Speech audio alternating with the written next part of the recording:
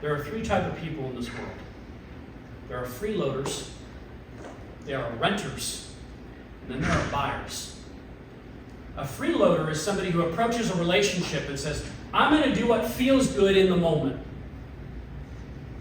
If it stops feeling natural, if it stops feeling good, then maybe they weren't the right person for me. Then you have the renter mentality, in which case when they approach marriage, is that I'm only going to invest what I get out of it.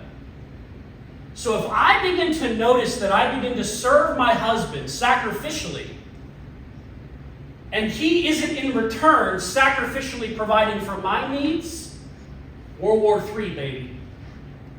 In similar fashion, renters, it's always the approach and the mindset that in fact they will substitute their interest or their personal emotional needs at the expense of their partner.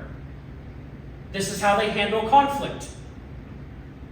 Is they think that they are doing the marriage good as a renter because I'm only going to give what I get out of it. And the minute that I don't get something out of it, the taker arises in them. Somebody will be sacrificial. They'll give, they'll give, they'll give, they'll give, they'll give, they'll give. And then all of a sudden, once you realize your account balance is off whack, now the taker steps in. And now we take, and we take, and we take, and we take, and we take. And we approach marital conflict with a renter mentality. A buyer's mentality is somebody who negotiates their fundamental emotional needs with that of their spouse. A buyer is somebody whose both interests, both emotional needs are being talked about, and you're coming to a mutual agreement about these core fundamental needs. Ladies, you are not being more spiritual, sacrificing yourself at the expense for your husband. There's nothing spiritual about that. There's nothing godly about that. You are a renter attempting to be married. You're still in marriage acting as though you are a renter. Because renters are trained in their mind, this is seasonal.